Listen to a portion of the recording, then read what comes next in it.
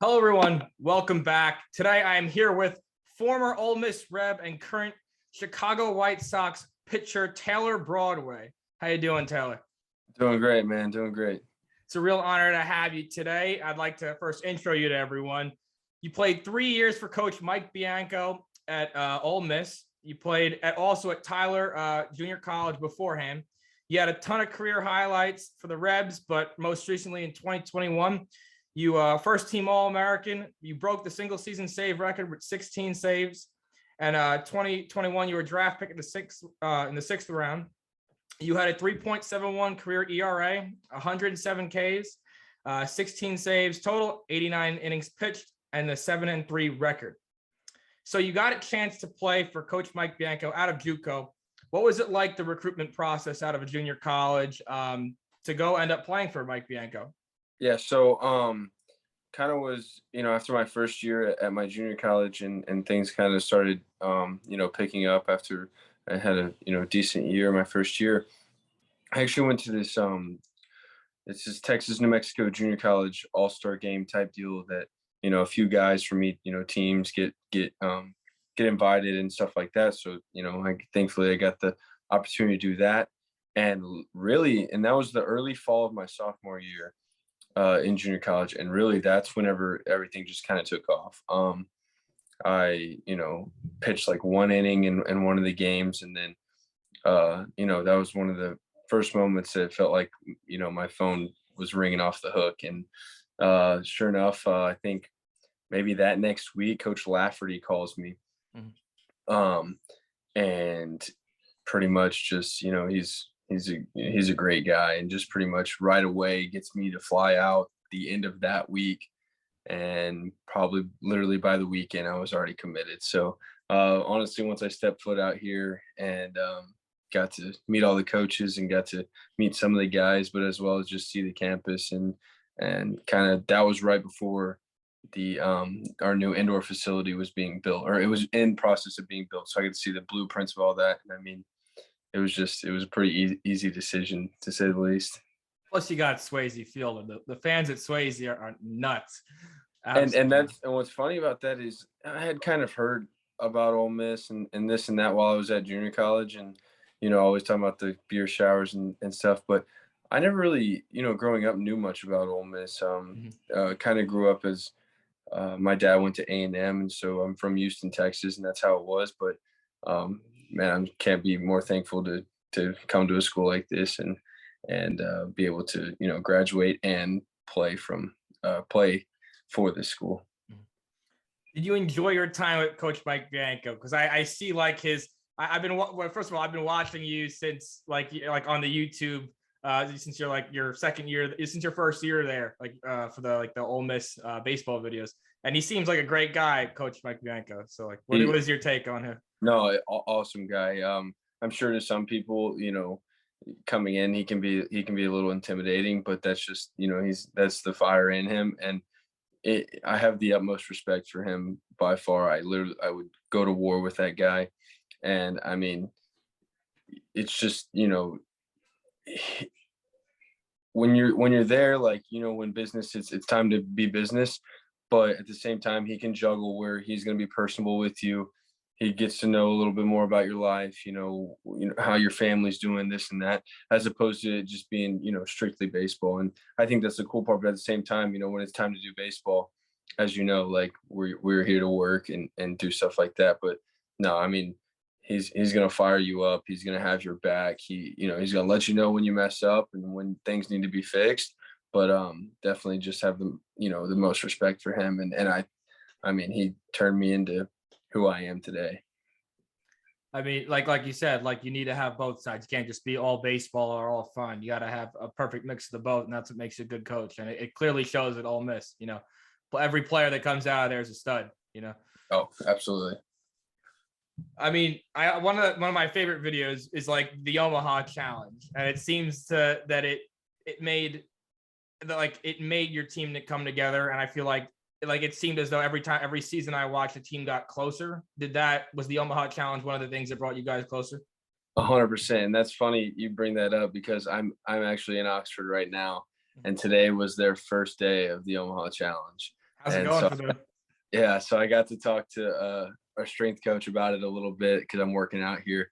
But no, I mean, it's it's a week of some hard things, but also some fun things. But it's they always say you become closer when you go through tough times, through hardships and stuff like that. So when you can just pick each other up and do stuff like that, I mean, I think it just brings you even closer. And then, for especially by the end of the week after you do the challenge course, and then, we all like huddle up at home plate and get to, jump around and stuff, kind of as if it was a walk off, the last guy that touches home plate. And I mean, just, getting that camaraderie and that we all made it through, kind of deal. And I think it's such a cool thing to be a part of. And obviously it says Omaha Challenge, and then that's ultimately the goal to be, in late June, in a college baseball season.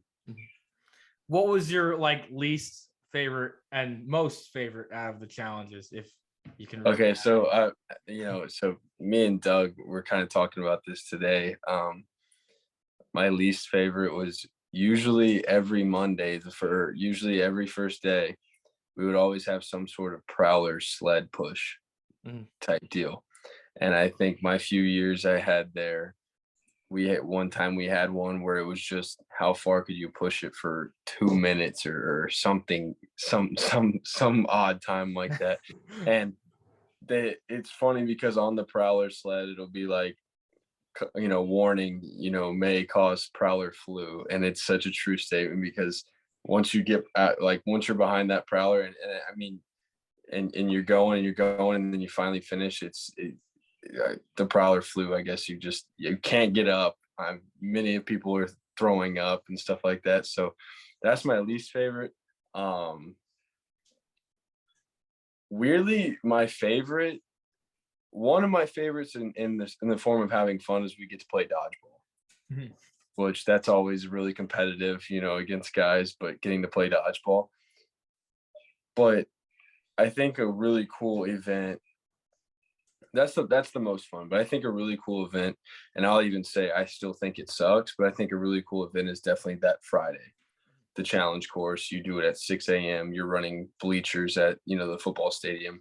But I think just like we were just talking about, when you finally finish, it's kind of, just such a cool moment to be able to say I did this and we all did it together, It's worth it in the end. The process Absolutely. makes it, the end makes it all worth, Absolutely. Yeah. 100%.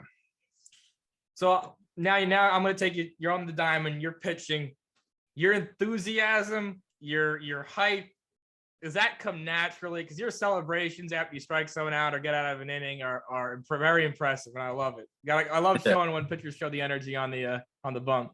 So yeah, I've gotten asked that a few times, and I'll be honest, I'm in everyday world and everyday life, I'm really not like that. I kind of just pretty quiet guy, go about my business. I guess just it's a switch that flips when I get out on the field, and I think it's accumulation of all the hard work and sort of even the path that I've had to take in order to get, to this step in my career, and just, the feeling of it all, paying off, and just, being very emotional, or being very emotional about how, about those moments, and just, as well, it's kind of easy to get that emotional in front of 12,000, Swayze fans. So, Swayze crazies, that is. It gets very loud. I've heard from I've seen the beer showers after walk off home runs and everything. It's nuts because I follow you guys on Instagram, and it's pretty awesome. It's really awesome. It is. Last thing about Ole Miss, but what was your favorite memory throughout your 3 years? Three years it was, correct? Yeah, 3 year, or barring the COVID year, but yeah basically. You mean like on the field, kind of thing. I think my favorite memory would be this past year when we played Southern Miss in the regional. We had just played we had just beat Florida State on Saturday to get in the driver's seat of our regional, and then Southern Miss would have to ultimately beat us twice to move on. We were in the driver's seat. Well, Sunday we come out and they just plunk us pretty much. I think we scored in the first and then they put up like 7 or something. And so we ended up losing that Sunday. And I remember, the Monday game, it's not something, it's win or go home. And so, we show up and just basically like, this can't be our last game, this year, that kind of feeling. And it was all hands on deck. And so, even Doug Nikhazy came in with bases loaded in the 6th inning after throwing 100 and something pitches on Saturday. And we they like Southern Miss just wouldn't go away. They kept hitting home runs. Like the ball just kept flying out of the park. And then it was some crazy score, like 13-10 or whatever. But I ended up coming in and finished the 8th, and then just getting to close the 9th and just getting to celebrate with my teammates.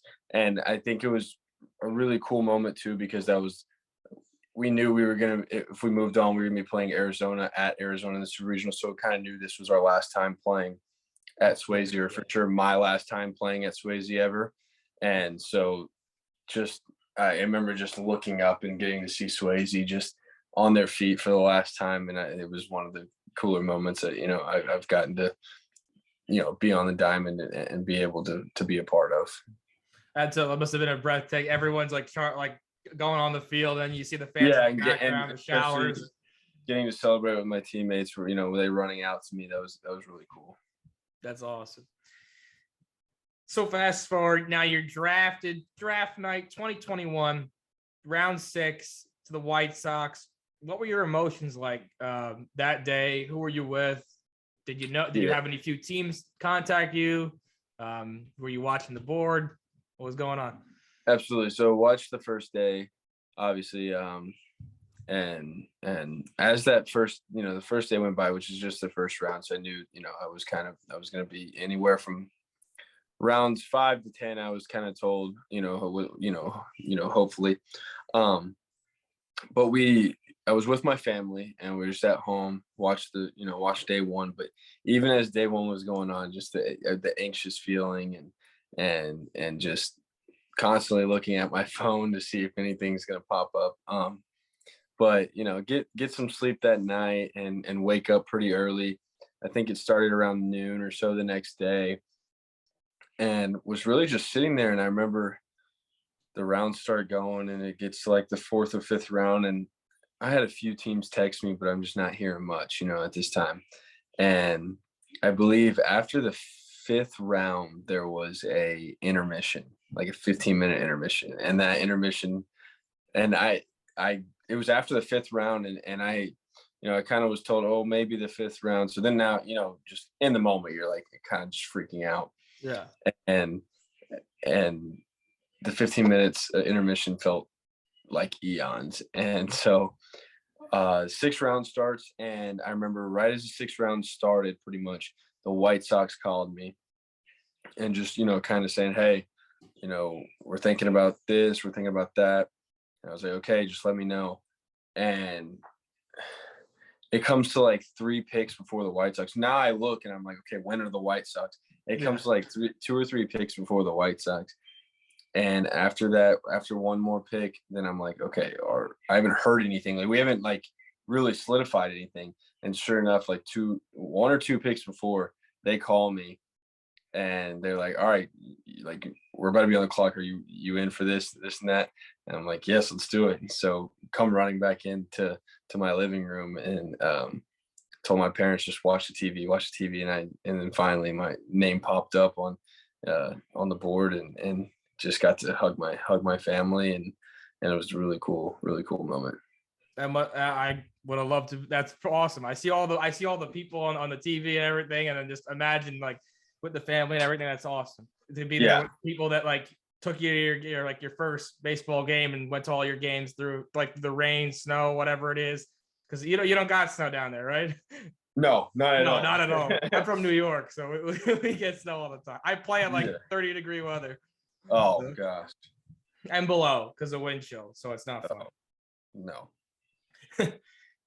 So now you're in pro ball. You signed with the White Sox. Did you get the chance to go to the Chicago field to sign? No, I or didn't. You just... So, basically right after we all got drafted, they sent us out to Birmingham, Alabama, which is where at the Birmingham Barons facility, which is the AA team. And that's where we all got to, kind of do our signing thing and got to, we stayed there for a few days or about a week or so. And that's where we just kind of got our feet wet with the organization, had some workouts and stuff like that. And then that's when we kind of moved on to Arizona to get out there to the spring training facility and on to like rookie ball and all that stuff. So what's been your hardest change from college to pro ball? Has it been a smooth adjustment? Have you enjoyed the process and the struggles that go along with this, with your first kind of half a year? Or yeah, I mean, I think it's I think it's now it's my job, and now but that's it's what I wanted. It's all I've ever wanted. It's what I love to do. So, I mean, there's going to be some hard times, within, okay, maybe a tough outing or this and that, or, sometimes there's some long days, but that's like the love, you look back and you're like, I get to do this, for a living. So it's the passion.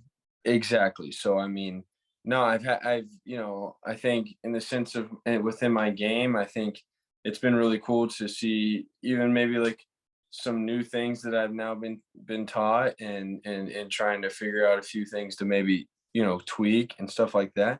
And then at the same time, there's a lot of time that you're going to have on your own where, now in college where you're kind of just told what to do all the time, what you need to do on a certain time frame, this and that.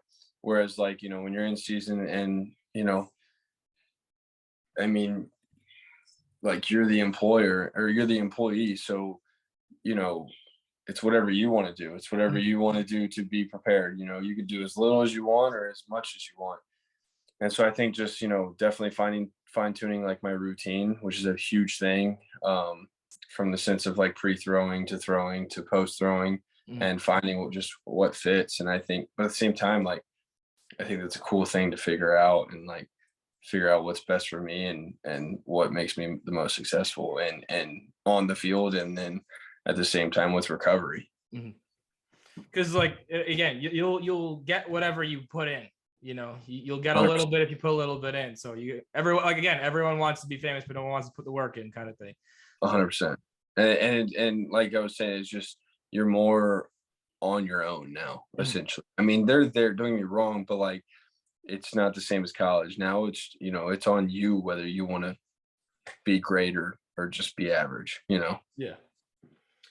So in college, I saw that I think you made like one or two starts. Are you used as a relief pitcher now again, or? Yes. Those were just, crazy times, weird spot starts and stuff, just, barring how the season was going.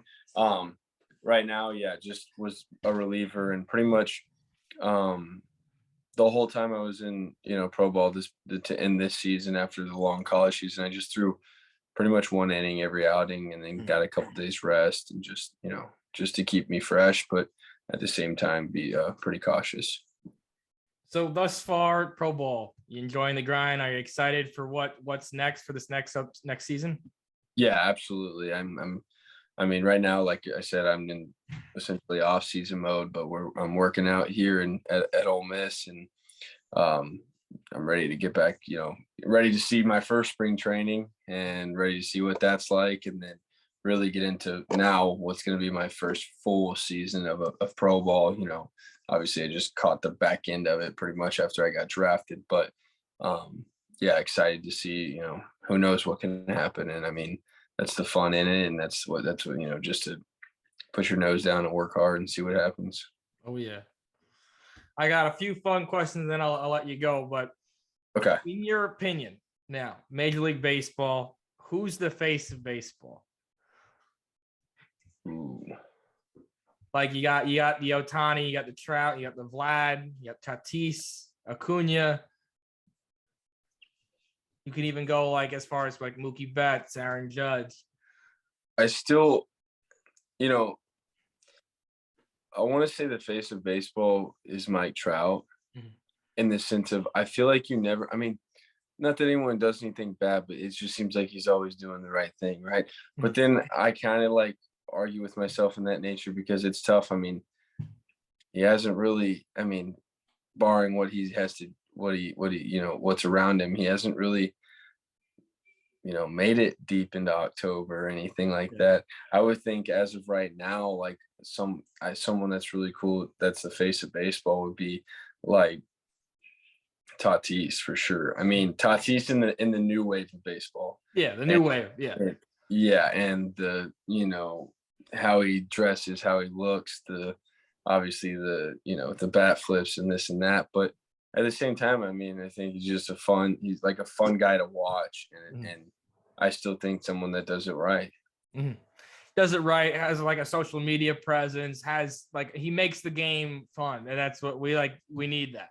You need fun. It's the new, I think he's like the trendy new wave guy, 100%. Right? Yeah. I like serious, but you got to have equal balance, of course, and I think he has that. 100%. Yeah. So you're a pitcher, so I got to ask you this question: if you had to choose an all-time great pitch to add to your arsenal, like a Rivera cutter, a Aroldis Chapman 103 heater, a Randy Johnson slider, a Scherzer changeup, what would you add to your arsenal? If you like, you could just take it and it would be the way that it is. I love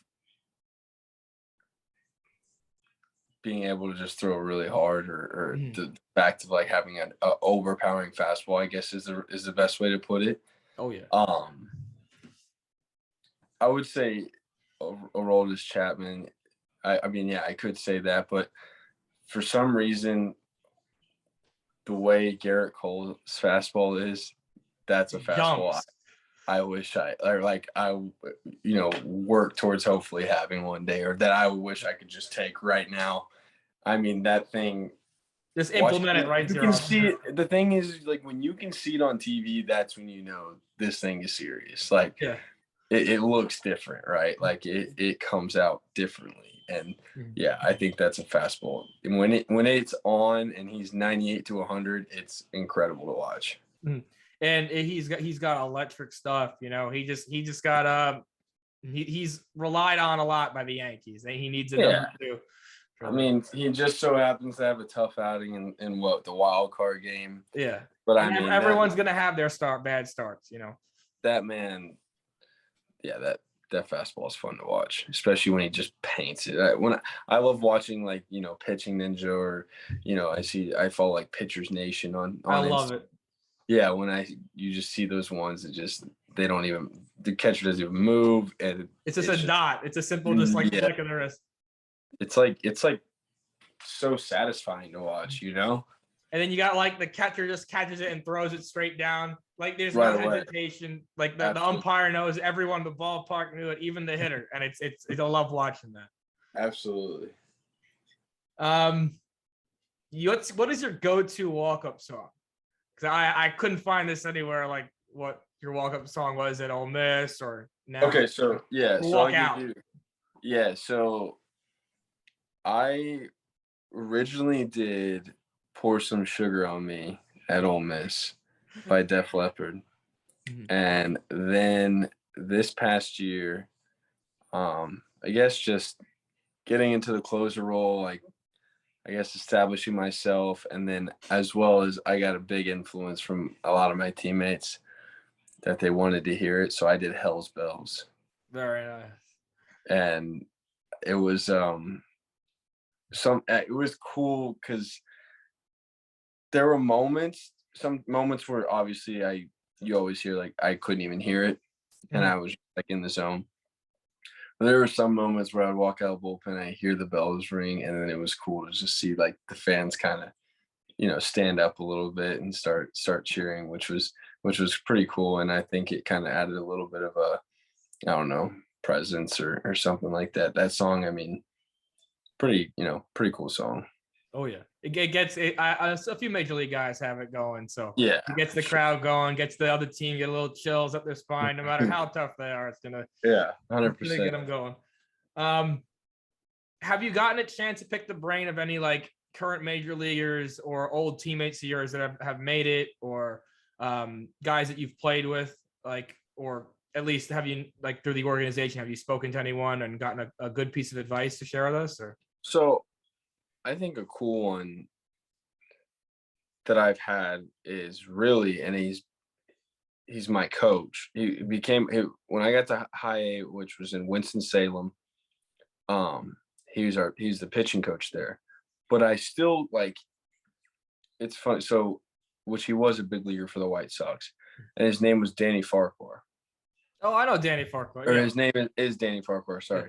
But so his whole story about how he had the brain aneurysm and stuff like that, and then tried to make a comeback. But so he's a pitching coach now. He ended up deciding to hang up the cleats, and he's a pitching coach now, and he was our pitching coach in high A. And so just really just getting to work with him, who, I mean, yeah, he was a big leaguer, and so that's really cool for me to see. And then just now he's my coach, and now he can kind of just attest to what he sees in me, because he's my pitching coach, and then working on a few things. And man, just kind of hearing, also the fun in it is just hearing some of his stories from his time in the big leagues, which is, you always look up to and kind of, listen even more intently. And so, he's one that I definitely have gotten to know. He's a great guy. And he's had, one thing I've always been trying to incorporate or really work on is having a better changeup at times. And that's one thing he was extremely good at. So just getting to, pick his brain in that nature. But at the same time, I mean, he helps me with pretty much everything. So that was cool. Awesome. Yeah, he supported our foundation a while back too. So that's awesome to hear. I didn't know he was a coach now. That's awesome. Yes, he is. So he's in our organization. It's really cool. Oh. Are you there? Yeah, I'm here. Okay, sorry. All right, I got two more questions, and then I'll let you go. Favorite player and team growing up?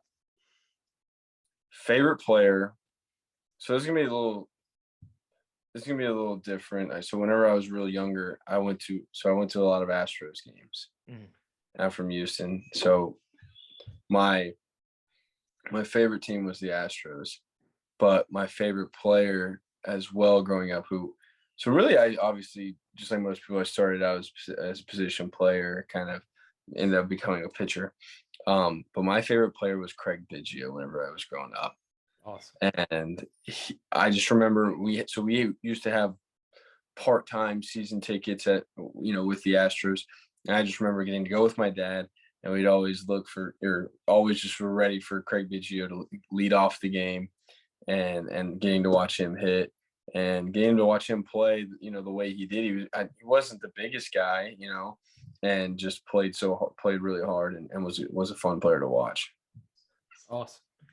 And my last and final question for you is, what is the best piece of advice you can give to like kids chasing their dreams today to make it into at least like to a D1 college, or to sign a pro contract? Like, what do you got from your wisdom?